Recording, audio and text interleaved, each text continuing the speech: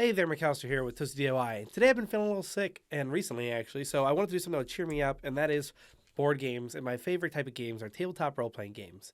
That being said, this is Pathfinder 2E, and I've never built a character in it before. So to cheer me up, for some reason, I like to read rules, and today we're going to try to make a character in Pathfinder 2E by ourselves. I've not watched any videos on how to do this. I have played the beginner set, and I recently bit the bullet and bought the rule book. I don't have it on me, so we're going to use the online one so you all can kind of follow along with me. I won't show everything, so I don't want to, give away the rule book for free.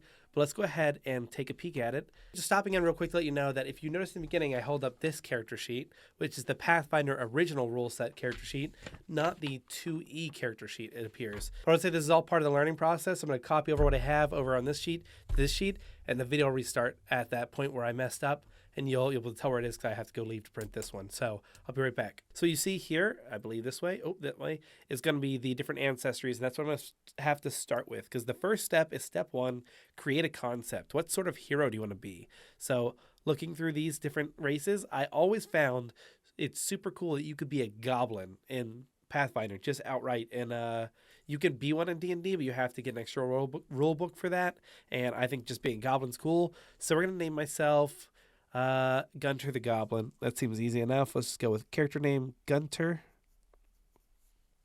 Alignment, let's just be chaotic neutral. Player, me. Character level 1, deity, homeland, race, goblin. Size, I don't know yet. Does it say? I'm guessing small, but it doesn't say yet, so we're not going to put that down. Gender, age, height, weight, hair, eyes. We'll figure that out all later and see how this goes. So let's go to the next page. So let's see. You need to start with building your character's ability scores. See the overview on pages 19 and 20. Your character's ability score each start at 10. Okay, so all of them start at 10, but it said to go back a page and look at that. All right, looks like for starting to build ability scores, we mark everything starting at this point. Just note 10 in each ability score and familiarize yourself with the rules of ability boosts and flaws on page 20. All right, so select an ancestry. Select an ancestry for your character. Oh, so I shouldn't have picked Goblin yet. Oops. Details in chapter 2, speed, languages. So let's go ahead and find the ancestry page. Goblin, here we are. Awesome. All right, so we can see here hit point starts at 6. We are size small. We are 25 feet of movement speed. Alignment, rarely lawful, chaotic neutral. Okay, well, I picked the chaotic neutral because I assume that's my choice. But names, goblins, Akbacher from Guzma, Krabi, Gunter, seems like it fits in there. Languages, common. All right, where does languages go? Okay, here we go. All right, then I'll get one equal to my ability modifier, which I don't have yet. Ability boosts. So I think they said ability boosts are +2. If ability boosts are +2, then it would mean my dexterity and charisma go up. So dex becomes 12. My charisma becomes 12. And my free one will make, kind of would be a little bit tanky for a goblin. So I'll make my constitution 12. Cool. That seems easy. Ability flaw, wisdom. So wisdom drops to 8. Okay, that's kind of cool. I didn't know you had flaws. Because you're a goblin, you're not very wise. I guess you're young. They don't seem to grow very old. Unless I'm crazy. Goblin, humanoid. Or traits. Feats, special abilities, experiences, gear. I don't see traits anywhere on this page. I'm sure it's on here. I just don't spot it. Okay, well, this isn't usually my hurdle when I start to play these types of games, or really any new game, is that I don't know how to read the character sheet, and I don't know where certain things go, and I just need to know. A goblin humanoid makes sense to me. I would already know that if a spell set only works on humanoids, that a goblin is a humanoid. It would seem, because they write it down, that I need to mark it, but I don't see anywhere to mark it, so I'm going to assume, out of all these other things, I've marked down somewhere that fact, but I don't see it here, so we're just going to add our last thing, which is dark vision, which I'm going to assume would go under feature. Cool. That's easy enough. Now I pick a goblin heritage, I believe. Goblins, especially those different tribes. So Charhide Goblin, your ancestors always be connected to fire. Allows you to resist burning. You gain fire resistance. That seems a little hard. Iron Gut, you can subsist off food that are spoils. Keep your fed without +2 circumstance bonus when eating saving throws and afflictions. Okay, I like Razor Tooth. That seems the simplest, and I like to keep this easy. My first one. Oh wait, Unbreakable. You're bounced back for injuries due to especially thick skull, cartilaginous bones, or some other mixed blessing. You gain 10 hit points from your ancestry instead of 6. When you fall, reduce the falling damage you take, so you fall in half the distance. I like that. We're going to take that. Heritage. I don't see anywhere to put heritage again. Here we go. So we're going to have to guess. We're going to guess that our heritage is going to be listed on the second page under features. We're going to call it Unbreakable Goblin. All right, Unbreakable Goblin, so I can change my HP to 10 instead. So now we get a feature. Okay, so are those things not features? Are those just abilities? So now we're at another issue, which is that I now have Ancestry feats, which make me think that the other things I marked down as feats are not feats. Those are, but they don't seem like abilities, so I can't really activate them. So I don't know where to put these things like the Unbreakable Goblin. If that's maybe just a heritage thing, this isn't forward and backward, is it? No. Is this just something that as you play the game you're supposed to understand? That is that. All right, well, we'll just go ahead and put down, see, does it say these are abilities? I don't know. Okay, I'm going to go ahead and erase these from feats, since feats are clearly something activatable. And I'm going to put dark vision and whatnot and special abilities. All right, now first level ancestry feats. At first level, you gain ancestry feat, and you gain additional ancestry feat for every 4 levels after. Okay, cool. So Goblin Scuttle lets you take advantage of your ally's movement and adjust your position. You step. I think step is just moving 5 feet. Goblin Song, Goblin Weapon Veneer, Junk Tinkerer, Rough Rider. Very sneaky. Taller folk ready to pay attention. I think we take Goblin Scuttle. I like that. An ally ends near me, allows me to take a step. I like that. I don't know what exactly it'd be used for, but I think it could be used to be like flanking. Maybe get into a different spot to flank. It'd be kind of cool. All right, so for my feature, for my ancestry feat, I'm going to take Goblin Scuttle. Since I'm going for kind of a tanky, I'm assuming I'm going to be like a melee character. And I think getting into this position to flank or be center of attention is nice. I'm an Unbreakable Goblins. That's everything I think to do with heritage for now. I struggled because I don't know whether when you take the stuff on the side here. Yeah, when I take the stuff on the side here, the hit points and small features, all that, I don't know if that goes along, the features or the ability section. That confuses me a little bit. So I went ahead and put features under feats because clearly, now that I know that ancestry feats are there, I'm going to assume dark vision and whatnot are special abilities. But I'm not sure. Possibly they go in the same spot, but I'm going to feel like I'm going to get enough features to fill that up later. We'll just call that how it is. And now we're going to go back and find out what the next step is. The next step after doing ancestry... Okay, so that's what it says. It says right in the first page of the innate spells on the 4th page, right ancestry feat selected. So I look like I'm missing that page. All right, well, that's unfortunate. I will go ahead and erase it from there and pray I don't have to come back to that page because I have this. This is my second page. When I looked up just the basic character sheet, that's what I got. So I'll go ahead and mark that down as being a me problem, but just once again, this is part of the learning process. Is you're going to make mistakes, and that's why you build characters a few times before you help your players build them for their first time, because it kind of takes some getting used to, especially you start to learn kind of the shortcuts and tricks to make it quicker. So let's go ahead and move on to picking a background, and we'll just eschew that sheet because I'm not going to pick a wizard of any sort or anybody that casts spells, so I can hopefully avoid that page. So step 4, pick a background. Your character's background might represent their upbringing, their aptitude, and they've been honing since youth. Record your character's background in the space at the top of your page, the first character sheet. Adjust his ability scores, the skill features, and the first the section of the sheet, second page. T next to the name of the specific skill to indicate your lore skill. All right, we got backgrounds here.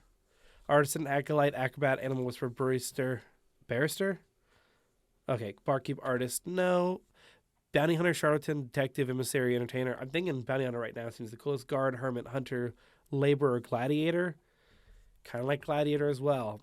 Kind of think I'm going to do Gladiator. Let's see what it does. Performance, skill, and gladiatorial lore. That is a mouthful. Choose 2 ability boosts. 1 must be to strength or charisma. The others are free. So I get a +2 to 2 things. 1 could be strength, which I want. I want my strength to be high. So let's go ahead and pick Gladiator as my background. Strength becomes 12. And the other one is free. We'll make that... Ooh, what do I want to do? Constitution. Make myself tanky again.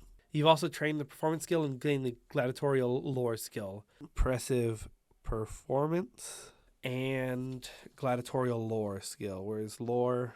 I don't see where the gladiatorial lore comes in. Let me look up, make sure I get the Pathfinder 2E character sheet. You may have noticed something at the beginning. This is not the correct character sheet.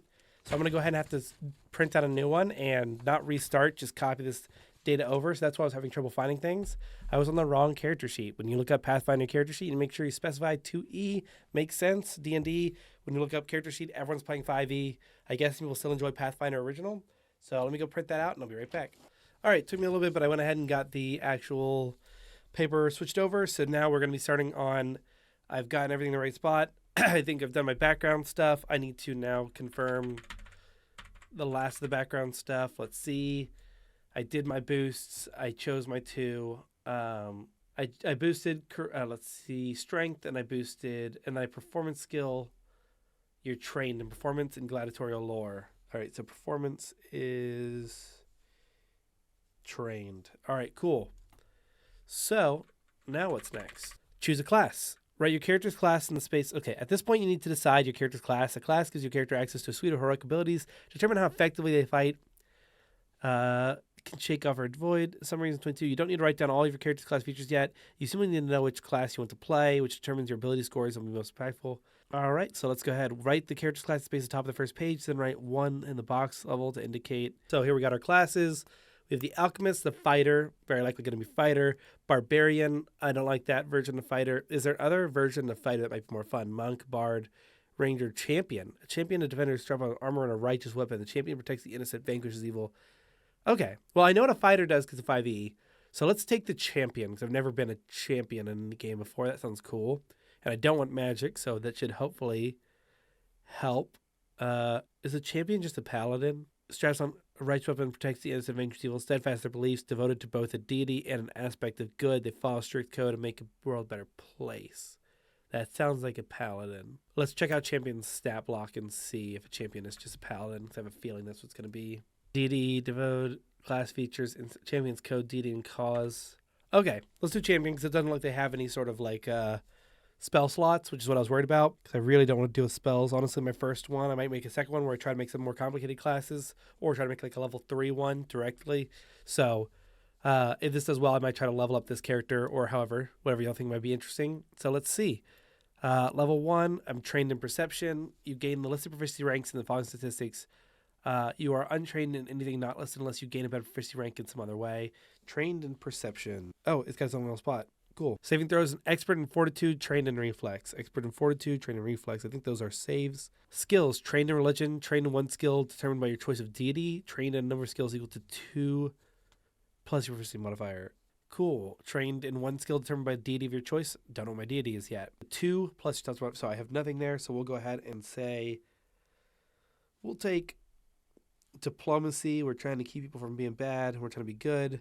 And we'll take athletics. We're pretty tough. Trained in simple martial weapons. Okay, we're weapons. Weapon proficiency. Symbols. Trained. We're trained in every form of weapon, it seems like. Trained in all armor. Trained in unarmored defense. Armor's up here. Trained in unarmored. Trained in champion class DC. Ooh. Class DC. Okay, trained. Trained in divine spell attacks. Trained in divine spells DC. I'm guessing this can be on our spells page. Maybe I was wrong about spells. Here we are, though. We're too far in to back out. Let's see. Champion's code. You follow a code of conduct being intended shared by all champions of alignment, such as good. So I said I was chaotic neutral. Chaotic good is you're committed to defend the freedom of others. You gain liberating step, champion's reaction, and lay on hands devotion spell. After tenets of good. Class features and abilities. Where's champion code go? I'm running into an issue where, okay, so it says you're committed to defending the freedoms of others. You gain the liberating step, champion's reaction, and lay on hands devotion spell. So I guess lay on hands devotion spell, but I don't know if that's... Okay, liberating step. There we go. Triggers a champion's reaction. Bonus feature is a general feature. Well, let's see. Class features and abilities. So let's go ahead and call it liberating step a class feature. Liberating step, the lay on hands devotion spell. I don't know if it's a cantrip or what. Where's devotion spells? Your deity's power grants you divine spells called devotion spells, which are type of focus spell, cost 1 focus point to cast. You start with a pool of 1, with a focus pool of 1 focus point. You can refill a focus point through your daily preparations and regain 1 focus point by spending 10 minutes. Alrighty, I don't know where I track my focus pool, but I only have, focus pool, right here in the bottom. Focus spells. Oh my gosh, there it is. We're getting there. We're figuring this out. Well done. Go us. I think that's all we do at level 1, right? Shaman's feat at first level and every even numbered level thereafter. You get a champion class feat. Champion class feat presented beginning on page 109. Oh, you get a shield block reaction. All right, so I guess shield block goes right here under just basic feature at first level. We want to go on page 108, and the champion class feature presented on 109. Deity's domain, range per reprisal. You can use retributive strike with a range of your embodied aspect of the deity. Choose one deity's domain. Let's use unimpeded step, just because I think that's closest to what we're going for, this kind of movement-based champion. I give a strength. Okay, cool. So 14 strength now. And 10 plus your constitution modifier, which at this point should be +2, +0, -1, +1, +1, +2. So step 8 is buy equipment. This is a fun part. I always like this. I'm going to use my scratch paper right here. To track, I have 15 GP, which means I have 150 silver pieces, so it's 10 to 1. And now we go to equipment section. So we can take these basic class kits. If we want to, champion starts with a dagger and 4 javelins, an adventurer's pack, crowbar, sheath, your deity's favorite weapon. See the deity's interesting on 437. 437. So let's go to that. Gorium. Soldiers call out prayers to our Lord on iron, God of battle and strength. Let's go with Gorium. I like this. Gorium, my deity, the god of iron. Soldiers call out prayers to our Lord in iron, God of battle, strength, weapons. Gorium emphasizes strength and power, encouraging followers to seek out war and combat, the ultimate way to worship him. Divine font. I don't know what divine fonts are. Armor, heal. Favored weapon is a great sword. So that's what we're going to have to buy. We're going to buy a great sword. His skills, athletics. I think I took athletics as an extra skill. So I'm going to go ahead and remove that and put my extra skill down as intimidation, because I'm thinking that's the kind of the vibe we're going for now. So it'll be athletics and intimidation. And I don't see anything else I need from him. All right, so cool. We got that. Now let's get our weapons. So let's go ahead and buy our shit. Adventurer's pack. Let's just make this easy. I'm going to just get a backpack. So my goal is backpack, bedroll, rope, water skin, rations, great sword, lantern, javelin, armor. Cool. So I have a basic idea what I want. I want a backpack. I want a sheath, bedroll, rope, water skin, rations, great sword, lantern, javelin, armor. I feel like that's a good start.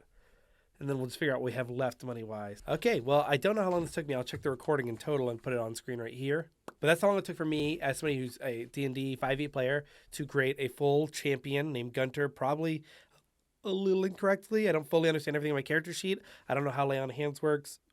I'm not sure I'm fully aware of how the champion feats work, but that's to be expected for somebody who's starting the game. I'm not really worried about it because I think I have it listed in a way that if I have my rulebook on me, I can look it up and be effective during a game.